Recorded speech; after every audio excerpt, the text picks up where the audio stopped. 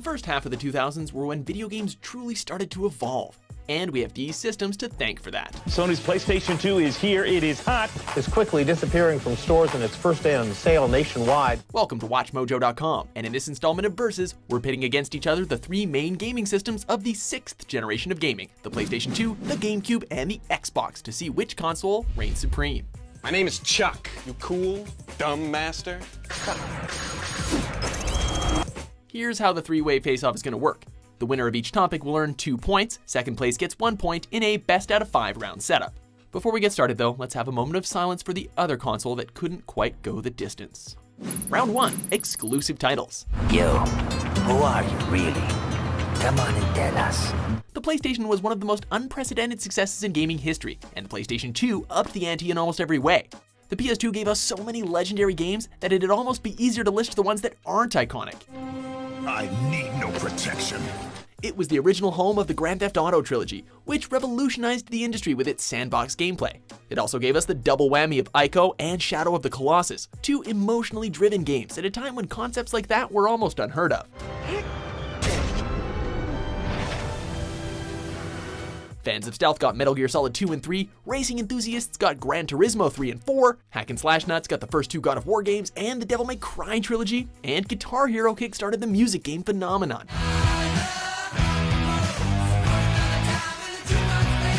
Industry legend Nintendo continued their beloved franchises in a unique way on the GameCube, while introducing a few new heavy hitters. The Big N gave us Super Smash Bros. Melee, a tournament fighter that is still being played competitively today, as well as an update to their premier racing game with Mario Kart Double Dash. Woohoo! I'm the winner! Oh yeah, who's number 1 now? The two biggest series went in new directions in Super Mario Sunshine and Zelda Wind Waker. And of course, Samus finally jumped to the third dimension with the amazing Metroid Prime 1 and 2. Not to mention we also got 4, count 'em, 4 Mario parties. Third parties also helped out, though not to the extent of the PS2, with standouts like Star Wars Rogue Squadron 2, Super Monkey Ball, Eternal Darkness, and a little game changer called Resident Evil 4.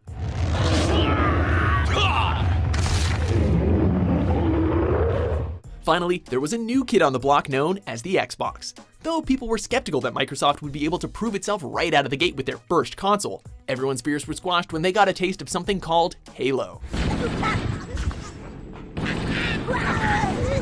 The Xbox also had unique gems like Dead or Alive 3, Forza Motorsport, Project Gotham Racing, and Ninja Gaiden.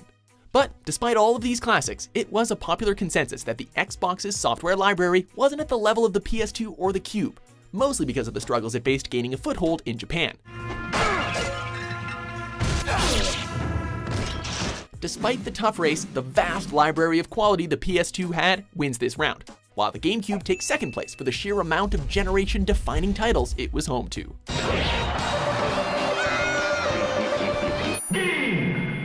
Round 2, controllers. And we had so many developers who were complaining about the controller, we actually put it in a spreadsheet. So we used Excel, which instead of Microsoft, now you're serious. This is a nuclear option.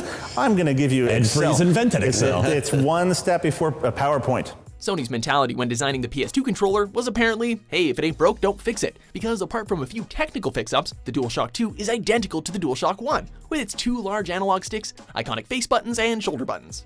But since it was one of the most beloved controllers of all time, we can understand their reasoning for doing that. One nice thing is that these markings will never wear off. The controller did also have pressure-sensitive face buttons, though few games utilized this feature, and furthermore, most gamers didn't even know or care about it. It's all very well designed, and as many of us know, it's easy to play for hours and hours on end. After pioneering the analog stick with the N64 controller, Nintendo took a different turn with the GameCube, crafting an oddly shaped but extremely comfortable controller with 2 analog sticks, 4 face buttons, a D-pad, and analog shoulder buttons, as well as adding rumble into its design rather than through an add-on. You don't really care one way or the other, do you? They also perfected wireless controllers with the introduction of the Wavebird in 2002, which used radio frequency receivers instead of infrared like past wireless attempts. The Cube's controller was so loved that you can still use it in some Nintendo games today through the use of a USB adapter. And I'm very pleased to see Nintendo went backwards compatible with the Wii. I think that's an excellent decision. Then there's the Xbox, whose original controller was so massive and unwieldy it earned the nickname the Duke, and was quickly replaced with a slimmer model called the Controller S. Just in case you missed it, there's an Xbox logo on the front. While the S received a warmer reception, it was still mostly considered to be an overly designed controller, with no less than 6 face buttons. As you can probably guess, rearranging the button placement didn't win anybody over either. It also didn't change the fact that the Duke continues to be one of the most ridiculed parts of the original Xbox. Starting out at a software company and deciding that you're going to ship a game console involves what might be referred to or termed a steep learning curve. The Cube wins this round, with PS2 taking number 2. With only one way to hold the controller, the control stick is always comfortable to use and similar to the face buttons. A simple thumb movement to the right leads you to the D-pad. Round 3, tech specs. Despite being the most popular console of the three, the PS2 was ironically the least powerful system of its generation. Its biggest innovation was the fact that it was the first console to run DVDs, which held more data than CDs. At a time when the format, which was co-developed by Sony, was just becoming popular. The PS2 was powered by the Emotion engine, which ran at 299 MHz and was able of a display of 480i and 480p. It was a step up from the PS1 in terms of 3D graphics capabilities, but suffered in comparison to its competition that both had extra time to work on their processing power, resulting in a lot of multi-platform games on the PS2 with short draw distance or frame rate problems. They never give up. The GameCube was powered by IBM's Gecko chips, which ran at 485 MHz, and it was also able to display 480i and 480p. Unlike its competitors, which held games on DVDs, Nintendo decided to use a proprietary format for their games with the GameCube optical disc, about half the size of a normal DVD. And as a result, the games often held a lot less data than on other consoles.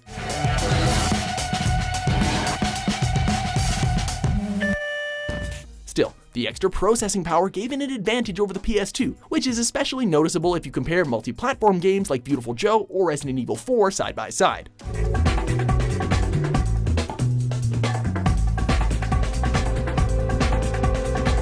But the computer wizards at Microsoft made sure that the Xbox outshone its competitors. Like the PS2, the Xbox ran DVDs, but was powered by an Intel CPU, which ran at a whopping 733 MHz, and was even able to display up to 1080i, which gave it the best graphical power and display quality of all three. Powerful, exhilarating, cutting edge, that's everything that the Xbox is. Additionally, the Xbox was the only console of the generation to boast a hard disk drive, used for game saving and storing downloadable content from the internet, a feature which would become standard on future gaming consoles. Ultimately, we're going with the Xbox in this battle, with the Cube in second. Bill, do you have any idea what The Rock would be like if he were only running on 1/5 of his power? Well, I would think that... It doesn't matter what you think, Bill. Round 4, online support. Now my gamer tag, my online ID is Dark Master. We're just gonna get this out of the way. The GameCube isn't really a contender in this round.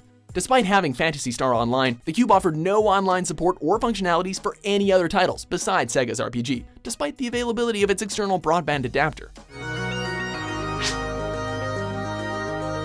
The PS2 was the first to launch its online service in 2002, allowing online play of enabled games with a broadband internet connection and an adapter, which was later built into the Slim model. When installation is complete, you may turn on the PlayStation 2 system and insert the network adapter's startup disk. The games you could do this with included SOCOM, one of the first games to offer voice chat on a console, and the MMO Final Fantasy XI.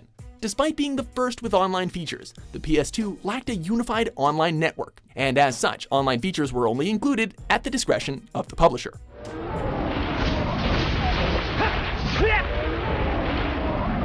Microsoft, on the other hand, revolutionized online gaming with 2 words: Xbox Live.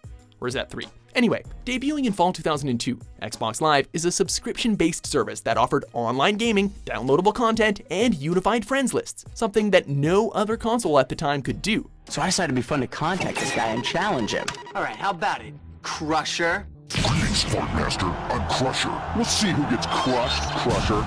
Not to mention that it supported great online multiplayer games, such as Splinter Cell Chaos Theory, and of course, Halo 2. Time the leader. Because of its innovations and its continued success, the clear winner here is Xbox. And I guess the PS2 takes second place by default. We can hear you, fool. Yeah, how about shutting up and starting the race? All right, let's go. Round 5, extra features. Welcome to the third place. PlayStation 2, the third place. Unfortunately, the GameCube secures an early loss in another round due to Nintendo's constant insistence that their consoles be game machines first and foremost. The extent of extra features for the GameCube were mostly through accessories that were sold separately. Let's watch this one more time because the eject button is so cool. Wow. The most notable of which being the Game Boy player, which allowed the system to play GBA games on your TV. But if you were looking for features that came standard, you were kind of out of luck. In fact, I think the Game Boy adapter is the best reason to buy a GameCube, because it allows you to play so many awesome games on the big screen. Since the Xbox came with an internal 20GB hard drive, it was able to store music on the system that could be used for custom soundtracks in select games. It also featured DVD playback, but for some reason, money! Microsoft opted to lock out this feature unless you bought a kit that included a remote and a receiver. Thanks, guys. See more, hear more, feel more, play more. Xbox. The PS2, on the other hand, was able to use its extra year of release to its advantage. Despite an admittedly weak launch lineup, the system was still a success during its first year of release because it was the cheapest DVD player on the market at the time. It could also play DVDs right out of the box, unlike the Xbox.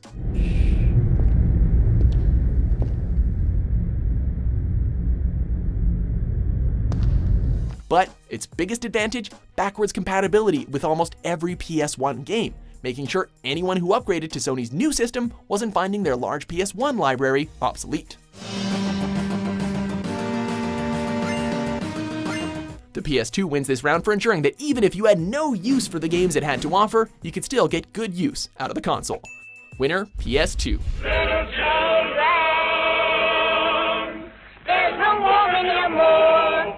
Verdict. The PS2 emerges as the winner in this battle, with the Xbox in second and the GameCube pulling up the rear. Unfortunately, it's time to say goodbye on F-Zero TV. Sony was capable of capturing lightning in a bottle, creating a strong, powerful machine, giving it enough extra features to justify the purchase, and securing some of the greatest games of all time. But you know, with me, you get a lot of bang for your buck. Come back, brother, when you have the money. Do you agree with our decision? Be sure to debate in the comments and subscribe to WatchMojo.com for more entertaining versus battles. It's like candy from a baby. And he happily accepts an invite from one of his good buddies.